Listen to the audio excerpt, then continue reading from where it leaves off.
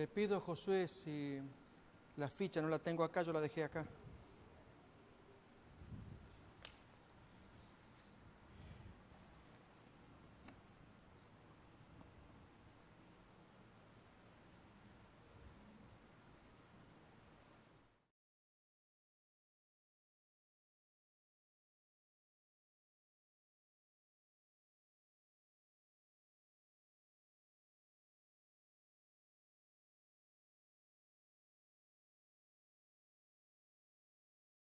A dar comienzo a nuestra reunión que tenemos todas las tardes, los 10 días del aposento alto, y tenemos un nuevo estudio de la palabra de Dios. Lo hemos titulado Compañerismo estrecho. Las citas escogidas son muy bonitas, las reflexiones, y por supuesto vamos a leer a continuación la cita que solemos hacer todas las noches, de Hechos de los Apóstoles, aquella porción relativa a los 10 días que los discípulos pasaron juntos, orando, los textos bíblicos y más citas del Espíritu de profecía. Vamos entonces a abrir el texto que tenemos allá y comenzamos con la lectura, que dice así: cuando los discípulos volvieron del olivar a Jerusalén, la gente los miraba esperando ver en sus rostros expresiones de tristeza, confusión y chasco. Vamos a ver, hermanos, que si bien la gente esperaba ver eso en los discípulos, lamentablemente lo ve hoy. Ya vamos a escuchar algunas cosas en que la gente quería ver eso en los discípulos, no lo hallaron, porque estaba Cristo. Pero ¿qué ocurre cuando Cristo no está? Y en lugar de compañerismo hay gruesas diferencias que queremos conversar de ello. Sigue el pensamiento. Los discípulos no lloraban ahora esperanzas frustradas. Habían visto al Salvador resucitado y las palabras de sus promesas de despedida repercutían constantemente en sus oídos. En obediencia a la orden de Cristo, aguardaron en Jerusalén la promesa del Padre, el derramamiento del Espíritu. No aguardaron ociosos. El relato dice que estaban de continuo en el templo, alabando y bendiciendo a Dios. También se reunieron para presentar sus pedidos al Padre en el nombre de Jesús. Sabían que tenían un representante en el cielo, un abogado ante el trono de Dios. Con solemne temor reverente se postraron en oración, repitiendo las palabras impregnadas de seguridad: todo cuanto pidiereis al Padre en mi nombre, os lo dará. Hasta ahora nada habéis pedido en mi nombre. Pedid y recibiréis, para que vuestro gozo sea cumplido. Extendían más y más la mano de la fe con el poderoso argumento: Cristo es el que murió, más aún el que también resucitó, quien además está a la diestra de Dios, el que también intercede por nosotros. Mientras los discípulos esperaban el cumplimiento de la promesa, humillaron sus corazones con verdadero arrepentimiento y confesaron su incredulidad. Al recordar las palabras que Cristo les había hablado antes de su muerte, entendieron más plenamente su significado. Fueron traídas de nuevo a su memoria verdades que habían olvidado y las repetían unos a otros. Se reprocharon a sí mismos el haber comprendido tan mal al Salvador. Cómo en procesión pasó delante de ellos una escena tras otra de su maravillosa vida. Cuando meditaban en su vida pura y santa, sentían que no habría trabajo demasiado duro ni sacrificio demasiado grande, si tan solo pudiesen ellos atestiguar con su vida la belleza del carácter de Cristo. Sublime pensamiento, hermanos. Permanentemente esto debiera grabarse en el corazón, que en esos 10 días Jesús era el centro para que exista tal compañerismo, porque quiero traer el contraste en un ratito más. Oh, si tan solo pudieran vivir de nuevo los 3 años pasados, pensaban ellos, de cuán diferente modo procederían. Si tan solo pudieran ver al Señor de nuevo, cuán fervorosamente tratarían de mostrar la profundidad de su amor y la sinceridad de la tristeza que sentían por haberlo apenado con palabras o actos de incredulidad. Pero se consolaron con el pensamiento de que estaban perdonados y resolvieron que hasta donde fuera posible, y los 3 pensamientos que aparecen subrayados en azul hablan los 3 de lo mismo, que es la testificación al mundo. Expiarían su incredulidad confesándolo valientemente delante del mundo. Los discípulos oraron con intenso fervor pidiendo capacidad para encontrarse con los hombres y en su trato diario hablar palabras que pudieran guiar a los pecadores a Cristo. Poniendo aparte toda diferencia, todo deseo de supremacía, que fue el tema de ayer, que titulamos Rendición Absoluta, tomando el ejemplo de Jesús, cómo se rindió en el Getsemaní. Y escuchamos que Él se rindió ante dos asuntos que fueron fundamentales para Él. Uno era someterse ante el Padre y el otro someterse ante la Escritura, la Biblia, el texto. Si el texto dice que el Cordero tiene que ir, que no abrió su boca, fue llevado al matadero delante de los trasquiladores, así tenía que actuar. Pero hay que desarrollar ese carácter para pasar semejante sumisión. Esos son los años que tenemos que atravesar, mis hermanos, cada vez buscando someternos. Porque llegado el momento en que haya que someterse, el que está indisciplinado no lo va a hacer. No lo va a poder hacer. Por más que el texto le diga y la conciencia no le sale. Porque perdió todo el tiempo para desarrollar esas gracias y habilidades, tiempo de gracia que hoy se nos da. Y luego entonces de la sumisión, que era el primer pensamiento que leemos otra vez, poniendo aparte toda diferencia, todo deseo de supremacía, ahora el tema de hoy. Se unieron en estrecho compañerismo cristiano. Se acercaron más y más a Dios y al hacer esto comprendieron cuán grande privilegio habían tenido el poder asociarse tan estrechamente con Cristo. Y solamente un pensamiento más, la tristeza llenó sus corazones al pensar en cuántas veces le habían apenado por su tardo entendimiento y su incomprensión de las lecciones que para el bien de ellos estaban Él procurando enseñarles. Y miramos a continuación allí el ruego, o los distintos temas que hemos mirado: ruego definido, fe con argumento, genuino arrepentimiento, confesión específica, anoche rendición absoluta, hoy compañerismo estrecho. Mis hermanos, siendo tan distintos unos de otros, para Dios es muy importante, sumamente importante. No hay tal cosa como que podamos trabajar en forma separada un miembro de otro. Como este argumento tan torpe, que si alguien lo pensó alguna vez, que el pastor llama a dos hermanas al orden, estaban muy enemistadas. Hermanas, no podemos seguir así. Ustedes cómo se tratan la una a la otra. Pastor, es que ella hasta que no cambie, yo. Y la otra lo mismo, es siempre el mismo argumento. Pero pastor, no se preocupe, el cielo es tan grande que ella va a estar por aquel lado, yo voy a estar por el otro y nos vamos a llevar. No hay problema. No, no es así.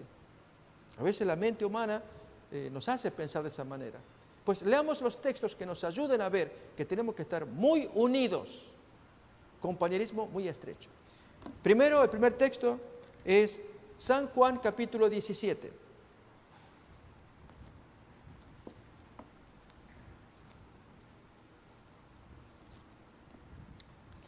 Por lo tanto, hermanos, si sucede, porque puede suceder, somos de carne, estamos en la tierra, que si alguien no nos cae bien, no consultemos con carne y sangre, como dijera el apóstol, ¿no? Yo no fui a consultar con carne y sangre. No le consultemos al cuerpo, es que no me gusta, no lo soporto. No, hermanos. Consultemos el texto y en base al texto acomodamos esta carne que tenemos acá. Miremos lo que nos dice. Juan 17, 21. Leemos el 20 también. Mas no ruego solamente por estos, sino también por los que han de creer en mí por la palabra de ellos. Esto es por nosotros, para que todos sean uno, como tú, oh Padre, en mí y yo en ti, que también ellos sean uno en nosotros, para que el mundo crea que tú me enviaste. Sí, hermanos, el mundo va a creer cuando hay unidad en la iglesia. Hermanos, hagamos el esfuerzo de ponernos en los zapatos del mundano. El mundano, cuando le hablan de iglesia, seamos francos, directos, llanos. Ok, tú me estás hablando de tu iglesia. Cuéntame de tu pastor. Y dos asuntos le interesa al mundano. ¿Cómo anda ese pastor en relación con las mujeres? ¿Y cómo anda ese pastor en relación con el dinero? A ver, cuéntame, quiero que me cuentes. Y después de eso, ahora cuéntame de tu iglesia. Y hermanos, cuando la persona viene, uno dice, no se van a dar cuenta. No, hermano, la gente observa la forma en cómo nos miramos, cómo nos tratamos, los ojos, cuando estamos caminando y giramos la cabeza y estamos así. El mundano lo observa. Por eso el texto que acabamos de leer, para que el mundo crea, si estamos unidos. Pero hermanos, ¿qué pasa cuando hay diferencias? Eso vamos a hablar. El Señor quiere que estemos unidos, pero como dice el texto que hemos leído, ¿recuerdan la cita que se trajo? Poniendo aparte todo espíritu de supremacía. Entonces hay que quitar cosas, sacar, ponerlas al costado. Y entonces nos vamos a unir. Miremos el segundo texto. Juan 13, 35.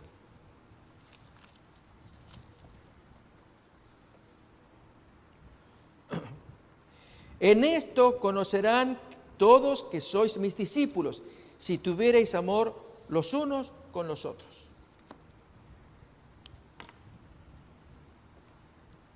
En el librito que les recomiendo, hermanos, de Mark Finley, ese es el librito que nos está guiando, muy bonito. Él cuenta una experiencia personal, yo quisiera contar una propia también. Uno la vive y qué torpe que es uno, y especialmente cuando es joven, como fue mi caso. Tendría 22 años, hacía poco me había bautizado, y entonces con un compañero casi de la misma edad fuimos a colportar en alguna parte. Y cuando llegamos, pues los hermanos, todos los hermanos nos apreciaban tanto. Oh, llegaron los jóvenes. Hermanos, ¿ustedes pueden tomar la predicación? Sí, cómo no. Entonces la tomaba mi compañero, la tomaba yo. Pero en aquella ocasión la tomó mi compañero Daniel. Bonito sermón para el tiempo de Navidad. Pero me llamó la atención que él tomó la predicación y rápidamente se llevó a una de sus amigas catecúmenas. Él daba estudio bíblico. Me llamó la atención. Él sospechaba algo que yo no sabía. Y es que cuando despedimos a la gente, allí, hermanos, hubo tal gritería. No, no. Y esto detrás del cortinado, digamos así, que hubiera un cortinado acá, detrás. ¿Qué pasa? Ya mi amigo Daniel se había llevado a su hermana, a su amiga, digamos, estudio bíblico, a la visita. Y los demás éramos hermanos. Y en esto se corre el cortinado y una hermana, cubriéndose, me dice, hermanito, hermanito, ¿tiene usted aguja e hilo? Porque parábamos allí en la casa pastoral de esa iglesia. Sí, hermana, ¿qué pasó? Y allí, hermanos, la pelea de dos varones, el anciano y el director de obra misionera. Fue triste. Pero lo triste fue, hermanos, que nos involucraron a mi amigo Daniel, al colportor y a mí. Y es que una de las partes, pues, nos presentó su ángulo desde el punto de vista de él y nos pareció muy razonable. Y nos dijo, jóvenes, ustedes ven, acá traemos un problema serio de años, con el líder y yo, en fin. Pero, ¿qué es esto? Y nos contó. Y entonces él sugirió, hermanos, vamos a reunirnos en tal domicilio. Y ahí fuimos, apoyando allí, porque creíamos que la razón le asistía. Hasta que vino el presidente de la conferencia y nos llamó la atención. Y nos dijo así, ustedes jóvenes cometieron un grave error. No tenía que tomar partido ni por uno ni por otro lado, abstenerse. Estos problemas ya los conocemos, son ellos y los tenemos que resolver nosotros, pero ustedes ¿por qué tomaron parte? No sabíamos, pastores. Bueno, sepan para la próxima, no tomen parte. Y lo curioso, hermanos, ahí viene el punto que quiero, que en medio de tal desunión de peleas, estábamos adorando a Dios. Ir al culto a uno de los grupos, porque un grupo se reunía en la iglesia, el otro grupo en una casa de familia donde fuimos mi amigo y yo, y otros hermanos, dos grupos allí, y adorando a Dios, y cantando alabanzas, en medio de una semejante desunión. ¡Qué error! No, hermanos, Dios no quiere nada, no quiere ni el canto, ni en la escuela sabática. Cállense la boca, no me canten, no quiero, hasta que se reconcilien. Y yo, hermanos, allí, llevando el canto, o lo que fuera, mi compañero, los hermanos, qué lindo, los jovencitos con nosotros, y allá los otros hermanos, lo suyo. Ese error, hermanos, pasó también en el Evangelio, cuando los dirigentes del Sanedrín le dicen a Pilato, quita los cuerpos, porque ahora vamos a celebrar este sábado muy solemne de la Pascua y los panes ácimos. ¿Sí? Entonces, quita los cuerpos. Con homicidio de por medio, celebrar allí la Pascua y los panes ácimos. Esa confusión, mis hermanos, es lo que nos puede pasar cuando, y quiero tocar solamente el tema de hoy, que es la desunión, ¿sí? Y trabajar juntos en compañerismo. Cuando no estamos amistados en compañerismo y celebramos a Dios. Cantamos alabanzas, cosas que creemos que a Dios le agrada. Y el texto acá clarito lo hemos leído. En esto conocerán que son mis discípulos, si se aman, si se perdonan, si trabajan estrechamente. Eso es lo que tenemos que buscar. Vamos pues entonces a examinar textos bíblicos que nos van a ayudar a entender el plan de Dios para nuestra iglesia, para que trabajemos bien estrechamente, unidos en compañerismo. ¿Perdón? 35. Primero, hermanos, llamemos al problema por su nombre. En Gálatas capítulo 5, desde el versículo 19, nos vamos a detener solamente de las varias descripciones en 6 de ellas, que es la que más nos van a interesar para el tema de hoy. Gálatas capítulo 5, versículo 19. El texto dice: y manifiestas son las obras de la carne, que son, dejemos de lado las que están ahí, las primeras, no porque no sean importantes, son sumamente importantes, pero para los efectos de trabajar en compañerismo, leemos desde donde dice enemistades, son 6, pleitos, celos, iras, contiendas, disensiones. Hermanos, ¿cómo puede ser posible que podamos estar adorando a Dios? Que vamos a verlo en los discípulos. Por eso es que el texto nos dice que ellos pusieron aparte todo espíritu de supremacía para unirse, trabajar en compañerismo, en unidad, juntos. Pero para ello hay que terminar con las enemistades, con los pleitos, con los celos, con las iras, con las contiendas, con las divisiones, quitar todo eso. Pero hay hermanos que creen que hacen lo correcto trayendo esa división. Y en la forma en cómo lo plantean, que en lugar de someter la obra de la carne, como dice el texto, más bien sacan a luz. Y miremos cómo termina esa porción. 21, casi al final. Y cosas semejantes a estas, acerca de las cuales os amonesto, como ya os lo he dicho antes, que los que practican tales cosas no heredarán el reino de Dios. ¿Cuáles cosas, mis hermanos, otra vez? Las enemistades, los pleitos, los celos, las iras, las contiendas, las disensiones o divisiones. Quien lleva esto no puede heredar el reino de Dios. Se nos tiene que quedar bien grabado. Por eso es que Jesús, tanto que promovía cuando hace su oración, que es una oración tan preciosa, que sean unidos como tú, Padre, en mí, yo en ti, que ellos sean unidos, para que el mundo crea que tú me enviaste. Y a veces a algunos les cuesta unirse porque tiene pensamientos propios. Es que para unirme, el hermano tiene que reconocer que él comete el error. Si se lo estoy diciendo y no me hace caso, ¿cómo me voy a unir a un rebelde? ¿Cuántas veces se lo di que lo amonesté? Y hermanos, creemos que la razón nos asiste y el otro piensa exactamente lo mismo, pero al revés. Es que este es el que lo entiende. A mí me queda claro, pero él es torpe, no entiende. Y estamos así. Dejemos que la palabra nos siga ayudando. Mateo capítulo 20, miremos.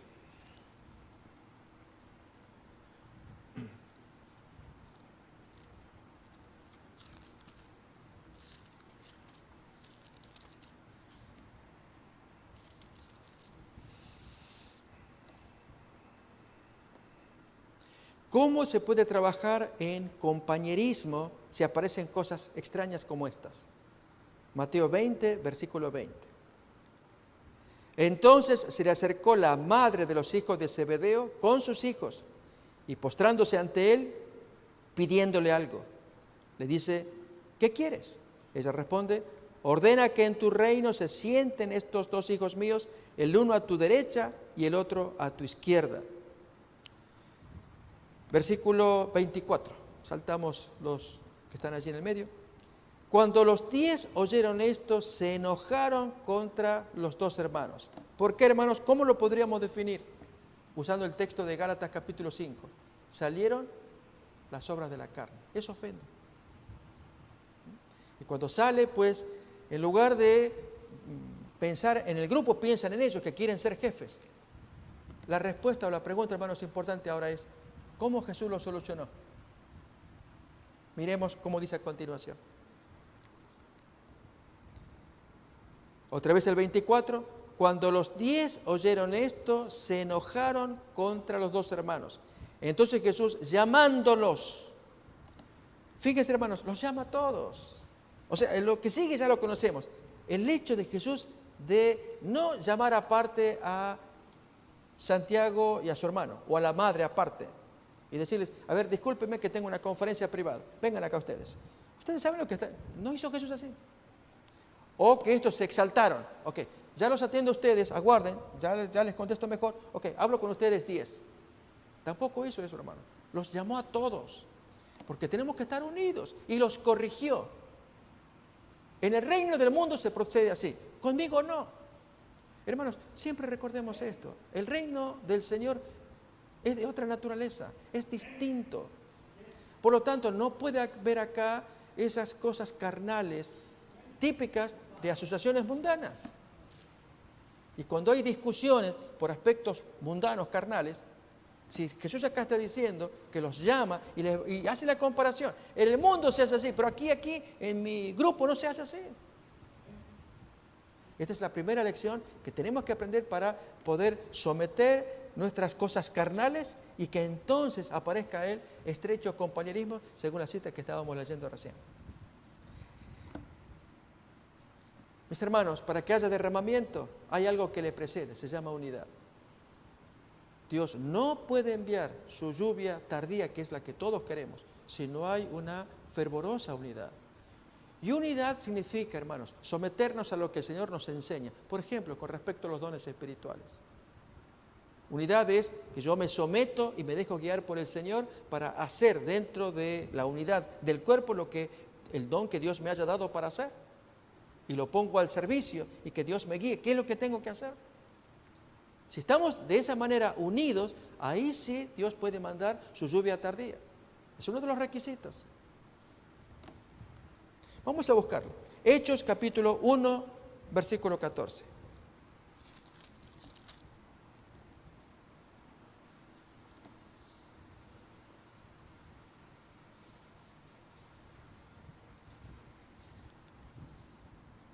Mientras buscamos, ya nos preparamos para escuchar citas oportunas del espíritu de profecía relativas al tema que estamos escuchando. Hechos 1:14. Todos estos perseveraban unánimes, unidos, de un solo ánimo significa unánimes, en oración, con las mujeres y con María, la madre de Jesús, y con sus hermanos. Voy a leer, hermanos, del Espíritu de la Profecía, Consejos para la Iglesia, en la página 176. En un momento más se pone en la pantalla, pero prestemos atención, las frases escogidas allí por el Espíritu Santo a través de nuestra profetisa. Notemos que el Espíritu fue derramado después que los discípulos hubieron llegado a la unidad perfecta. Hermanos, hasta el cansancio, pelear por unidad. Quiero decirles que hace unas horas atrás alguien me envió un video acerca de alguna agrupación cristiana controversial, no adventista. Y exmiembros que denuncian a esta agrupación llamada cristiana tiene graves problemas. Y en España. Entonces allí aparecen gente que se siente burlada. Yo di el dinero, di el tiempo, di de todo y ahora descubro en sus libros originales que dijeron una cosa, pero pregunto, porque hoy la doctrina es diferente, a los líderes, y los líderes me dijeron que no ande preguntando, que esos libros ya no sabe cómo los consiguió, que eso ya no se edita más, tienen que desaparecer, porque ahora tenemos los libros. Sí, pero eran originales, era el planteo que se hacía. Lo cierto, hermanos, que 2 casos allí tuvieron que salir de esa organización y se sintieron tan chasqueados. Y yo pienso, hermanos, en mi grupo que tenemos acá en Alhambra, todos los que estamos aquí, con tanto cariño, con tanto amor, con tanto sacrificio, entregarnos en todo sentido, tiempo, dinero, sacrificio, todo. Pero llega a haber una levadura de desunión, se malogra. Por eso, hermanos, tenemos que estar todos muy atentos a lo que vamos a leer ahora, para que todo esfuerzo que este hace, este otro y buscamos una unidad perfecta, para que entonces venga el Espíritu Santo. Otra vez la cita. Notemos que el Espíritu fue derramado después que los discípulos hubieron llegado a la unidad perfecta, cuando ya no contendían por el puesto más elevado. Eran unánimes, habían desechado todas las diferencias. ¿Hay alguno que siente que quiere ser líder? Acordémonos de la palabra de Jesús. Líderes hay afuera, aquí hay siervos. El que quiera ser líder sea el primero en servir. Hermanos, servir. ¿Qué hay que hacer? Dime qué tengo que hacer. No, nómbrame como líder, yo voy a dar las instrucciones. Y tú muévete para allá y tú muévete, y tú haz lo más rápido. Eso en el mundo, hermanos. Acá no. Habían desechado todas las diferencias. Y el testimonio que se da de ellos después que les fue dado el Espíritu es el mismo. Notemos la expresión. Y la multitud de los que habían creído era de un corazón y un alma. Hechos 4:32. El espíritu de aquel que había muerto para que los pecadores viviesen animaba a toda la congregación de los creyentes. Los discípulos no pidieron una bendición para sí mismos. Sentían preocupación por las almas, no por los puestos. Que yo quiero ser el primer anciano, el segundo, todo lo que fuera. Quiero ser la directora porque la hermanita no lo está haciendo bien. Pienso, me dan a mí, yo lo hago. Estamos así, hermanos. O sea, no digo necesariamente acá, hablo de la cita. Cuando la preocupación, ¿cuál es? ¿Cuál tiene que ser? Afuera. Eso se nota en la cita que hemos leído de Hechos de los Apóstoles. Es salvar almas, ¿qué hay que hacer?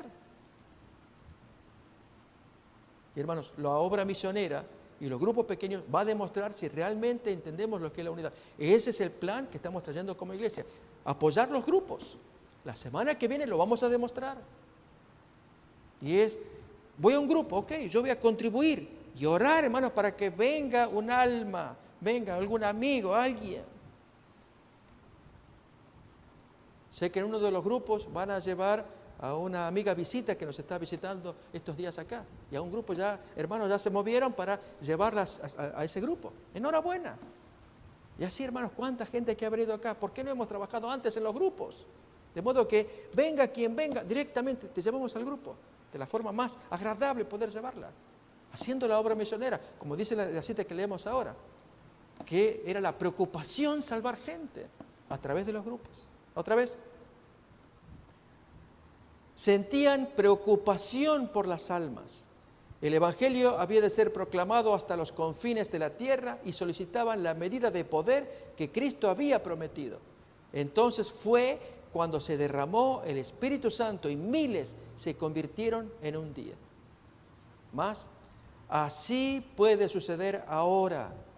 Desechen los cristianos todas las disensiones y entréguense a Dios para salvar a los perdidos. Ya no más discusiones para ver si el puesto que yo tengo, si el que tú tienes, si cómo se está haciendo, que yo lo haría mejor. No. Es poner en el servicio el don que Dios nos haya dado. Para que entonces, usando el don, si este es el don de dar como maestro una lección, el don de la generosidad que está poniendo allí su casa como anfitrión o anfitriona, el don de la ayuda, voy a colaborar, dime qué tengo que hacer. En fin, cada uno con sus dones. Y nos servimos. Y que venga un alma. Es un vehículo precioso, hermanos. Sigue más. Pidan con fe la bendición prometida y ella les vendrá. El derramamiento del Espíritu en los días de los apóstoles fue la lluvia temprana y glorioso fue el resultado.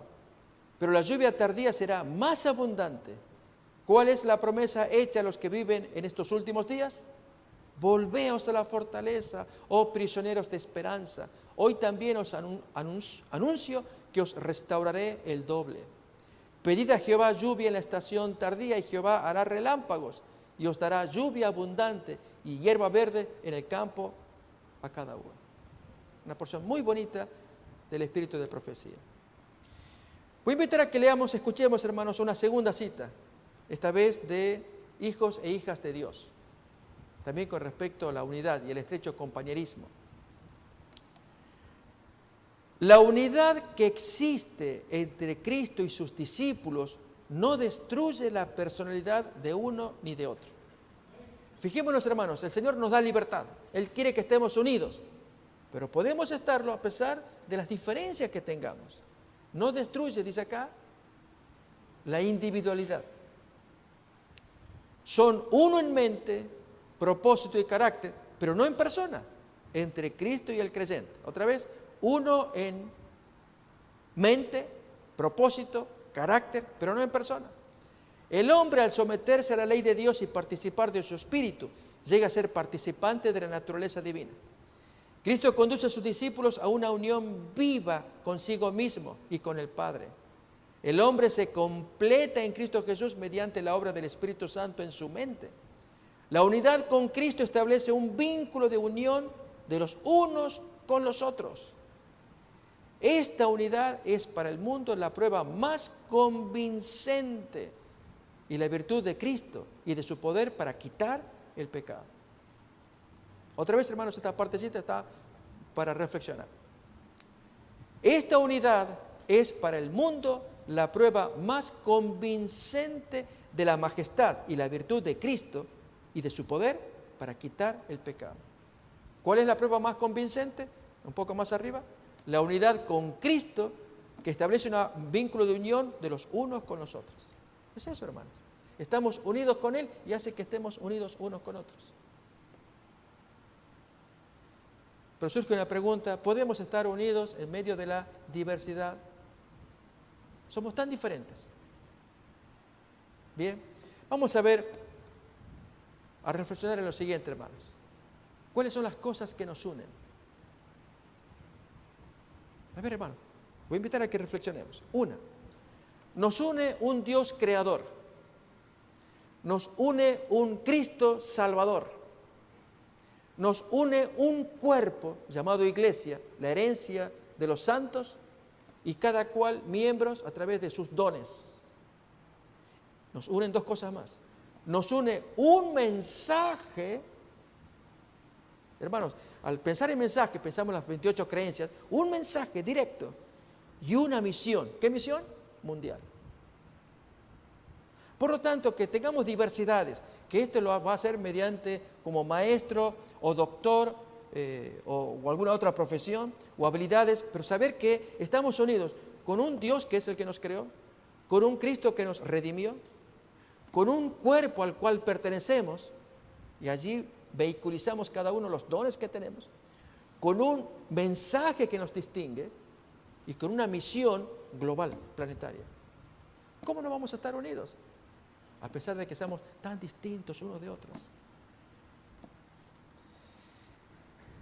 Escuchemos una cita más, también del espíritu de profecía,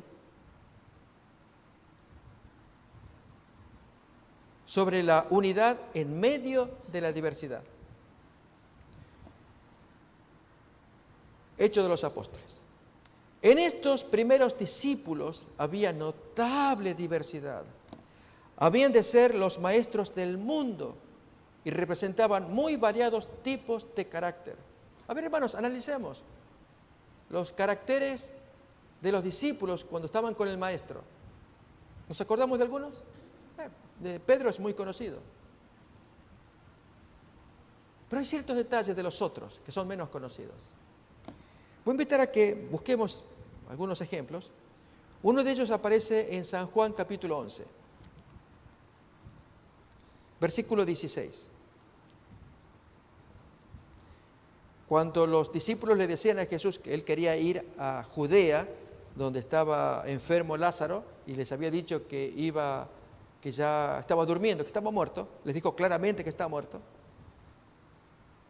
Versículo 15, 11-15. Y me alegro por vosotros de no haber estado allí para que queráis. Pero vamos para allá. Tomás, llamado Dídimo, le dice a sus compañeros y revela entonces aspectos de su carácter. Vamos también nosotros para que moramos con él. A ver, hermano, ¿cómo podremos definir ese tipo de carácter? ¿Cómo es? A ver allá, atrás. Muy bien.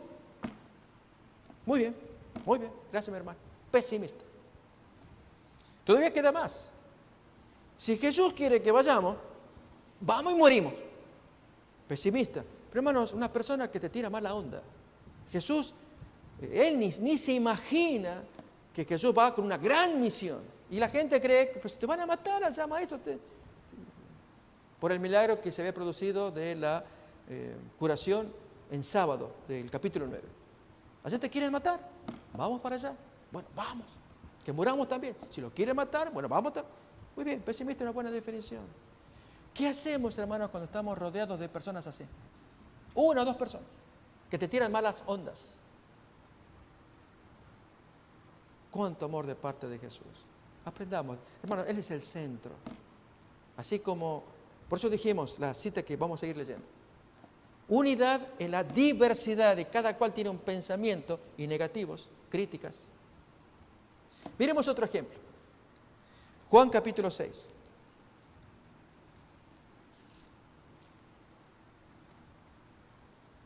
Así como Tomás, ahora vamos a ver a Felipe.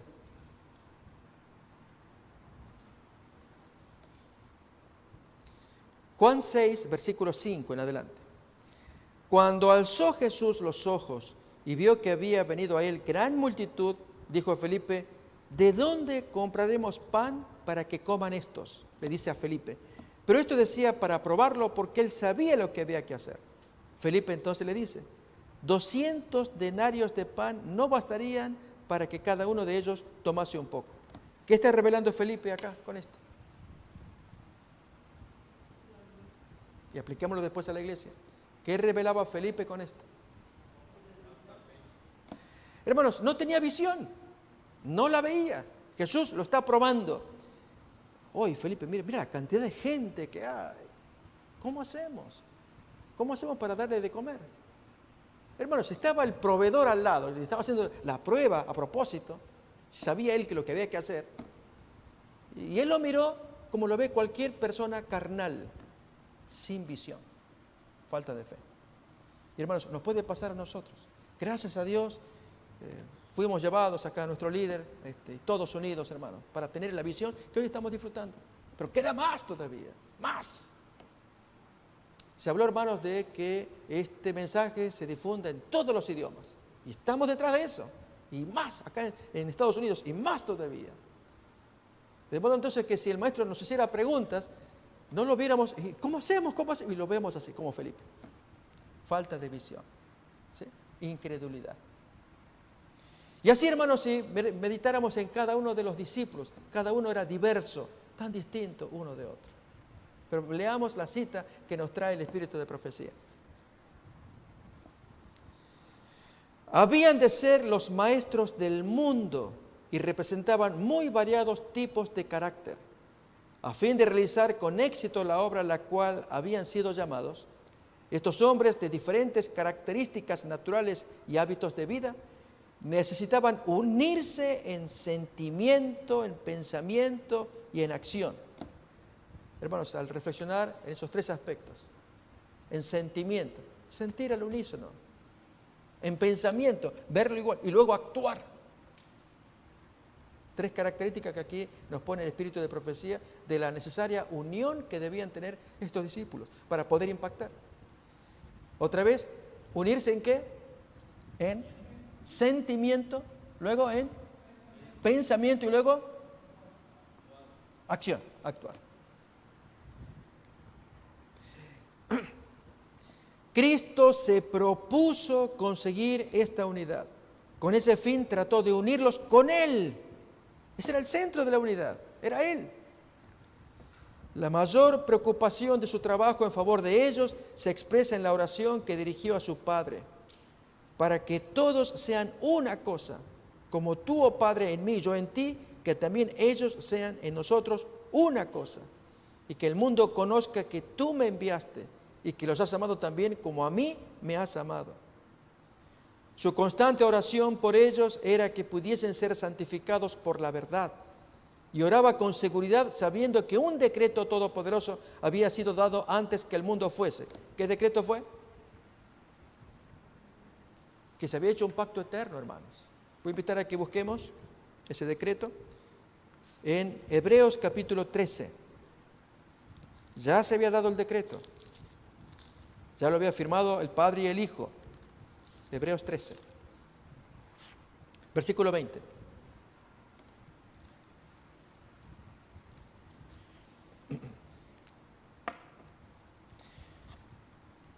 El texto dice: y el Dios de paz que resucitó de los muertos a nuestro Señor Jesucristo, el gran pastor de las ovejas, por la sangre del pacto eterno. Se había hecho un acuerdo ya entre ellos, desde antes de la fundación del mundo. Lo habían decidido. Sigo acá. Y oraba con seguridad, sabiendo que un decreto todopoderoso había sido dado antes que el mundo fuese. Sabía que el evangelio del reino debía ser predicado en testimonio a todas las naciones. Sabía que la verdad, revestida con la omnipotencia del Espíritu Santo, habría de vencer en la batalla contra el mal, y que la bandera teñida en sangre flamearía un día triunfalmente sobre sus seguidores. Cuando el ministerio terrenal de Cristo estaba por terminar y él comprendía que debía dejar pronto a sus discípulos para que continuaran la obra sin su superintendencia personal, trató de animarlos y prepararlos para lo futuro. Porque, hermanos, hasta ese momento Jesús y el Padre unidos. Ahora Él se va. Quería lo mismo de sus discípulos, que estén unidos entre ellos y con el Padre y con Jesús. Y el Espíritu Santo allí les ayudaría. No los engañó con falsas esperanzas. Como en un libro abierto leía lo que iba a suceder. Sabía que estaba por separarse de ellos y dejarlos como ovejas entre lobos. Y esa parte, hermanos, nos deberá hacer pensar. El maestro no está hoy físicamente. Los lobos sí están. Uno de los principales o de los primeros lobos, ¿cuál es? Nosotros mismos. Nuestra propia naturaleza. Es lo primero que tenemos que hacer, hermano. En lugar de mirar a alguien, es mirarnos tal como los discípulos cuando en el aposento alto. ¿Soy yo, maestro? Es empezar a autoconocernos.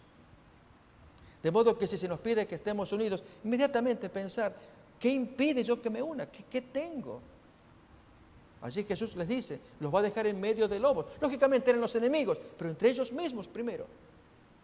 Irá sometiéndose para que unidos hagan frente a las cosas que aparezcan.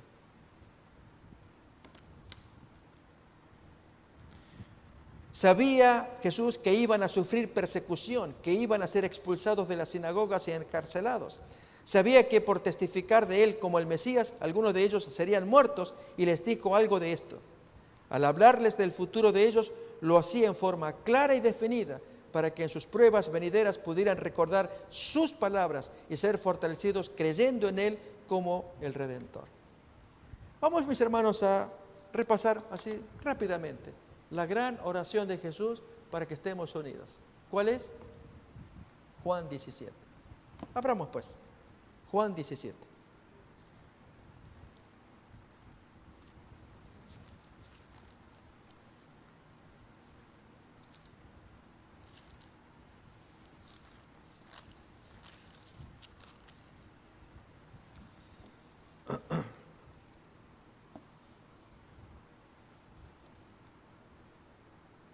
Muy bien, del versículo 1. Estas cosas habló Jesús y levantando los ojos al cielo dijo, Padre, la hora ha llegado. Glorifica a tu Hijo para que también tu Hijo te glorifique a ti. Como le has dado potestad sobre toda carne para que dé vida eterna a todos los que les diste. Y esta es la vida eterna, que te conozcan a ti, el único Dios verdadero, y a Jesucristo a quien has enviado. Yo te he glorificado en la tierra, he acabado la obra que me diste que hiciese. Ahora pues, Padre, glorifícame tú al lado tuyo con aquella gloria que tuve contigo antes que el mundo fuese. He manifestado tu nombre a los hombres que del mundo me diste. Tuyos eran y me los diste y han guardado tu palabra. Ahora han conocido que todas las cosas que me has dado proceden de ti. Porque las palabras que me diste les he dado y ellos las recibieron. Y han conocido verdaderamente que salí de ti y han creído que tú me enviaste. Yo ruego por ellos, no solamente por el mundo, o no ruego por el mundo, sino por los que me diste, porque tuyos son. Y todo lo mío es tuyo y todo lo tuyo es mío, y he sido glorificado en ellos. Ya no estoy en el mundo, mas estos están en el mundo, y yo voy a ti. Padre Santo, a los que me has dado, guárdalos en tu nombre, para que sean uno, así como nosotros. Mis hermanos, ¿cómo Dios puede guardarnos en su nombre?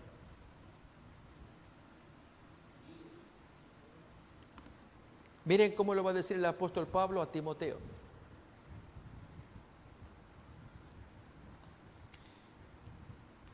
Que aquel que invoca el nombre de Dios para que Dios lo proteja, tiene cierta condición.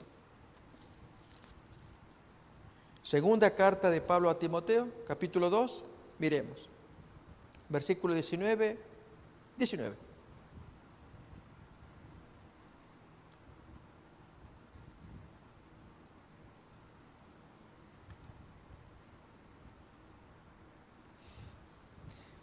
Pero el fundamento de Dios está firme, teniendo este sello. Conoce el Señor a los que le son suyos, y apártese de iniquidad todo aquel que invoca el nombre de Cristo. Esa es la condición, hermanos. Para que Dios nos proteja, invocamos el nombre de Jesús, pues no le hagamos ministro de pecado. Apartémonos. Y si hay alguno que se siente tentado, haga más que oración. Pida ayuda, para que así Jesús sea ministro de un remanente y no de aquellos que están esperando la aprobación de Dios como Balaam, por pecados acariciados.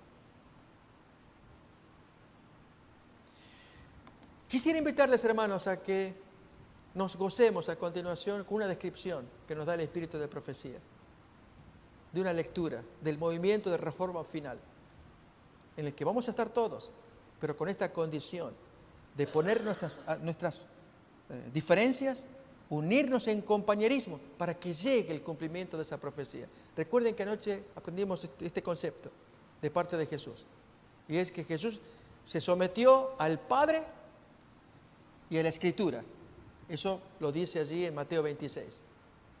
Le dice a los discípulos: ¿acaso ustedes no ven que yo puedo pedirle a Dios que me mande 12 legiones de ángeles? Y él se ve sometido. Pero si yo hago eso, ¿cómo se cumple la Escritura? Y la Escritura decía que como cordero fue llevado al matadero, así que se tiene que cumplir, se somete al texto y se somete a Dios. Así, hermanos, el texto que vamos a leer, tenemos que someternos a ese texto.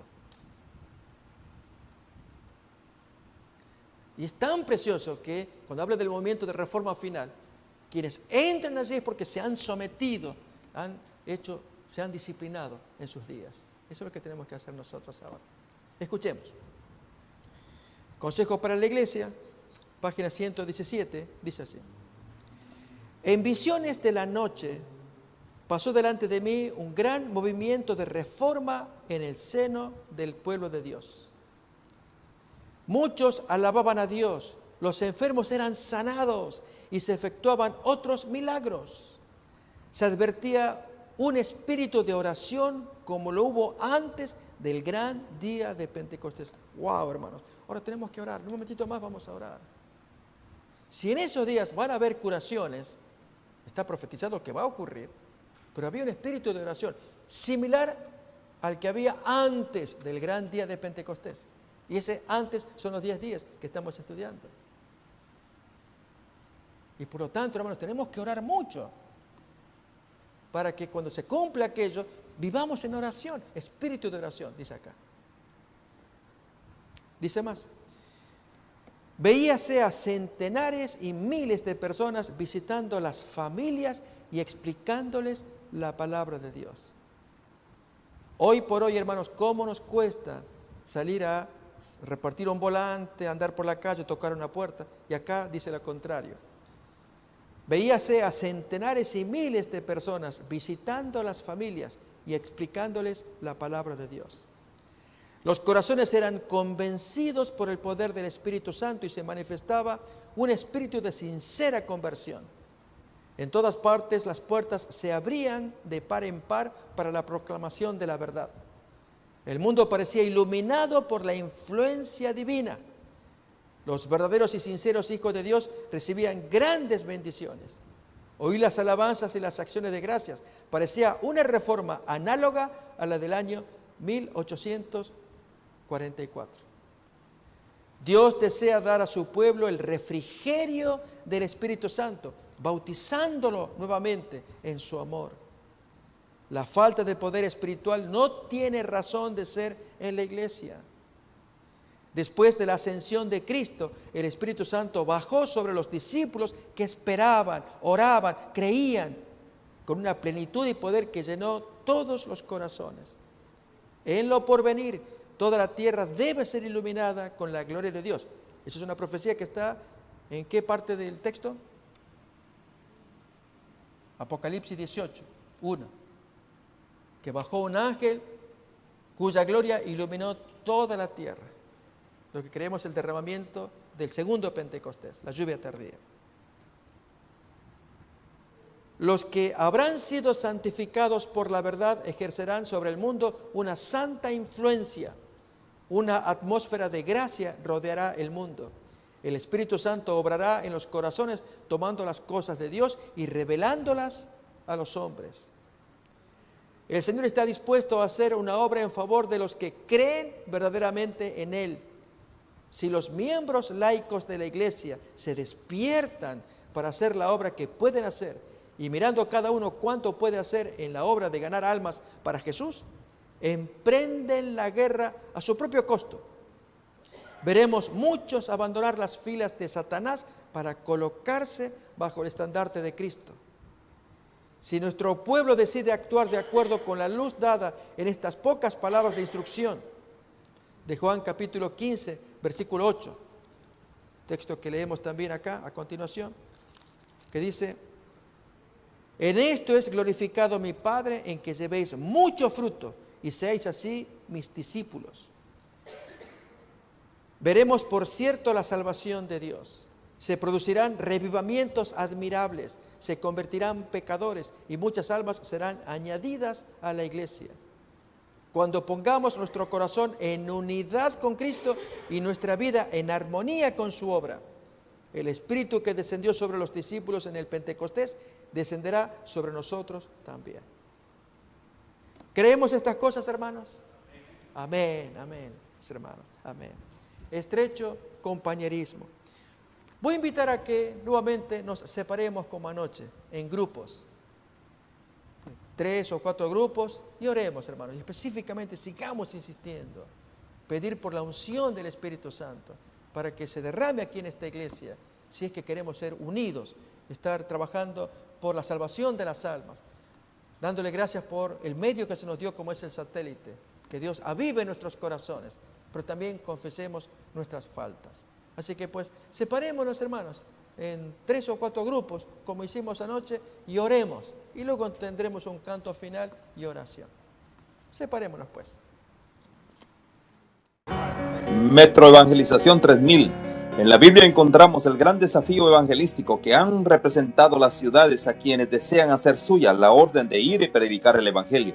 En la actualidad, la mayoría de personas viven en las grandes metrópolis. Debemos aceptar que hoy podemos predicar a cientos, miles y millones de personas que están a nuestro alrededor. Y esto lo podemos hacer con planes muy abarcantes que nos desafíen a una obra mayor. Ya están listos los peces, ya están listas las redes, solo faltan los pescadores. Presentamos Metro Evangelización 3000. Todos pueden hacer algo en esta obra. En estas reuniones hogareñas presentamos a Cristo a las familias. Metro Evangelización 3000, donde más de 125 ciudades serán impactadas por el mensaje de salvación de la verdad presente. Únete, acércate y forma parte de este magno evento. Abre tu hogar y sed de gran luz. El Señor está esperando por ti.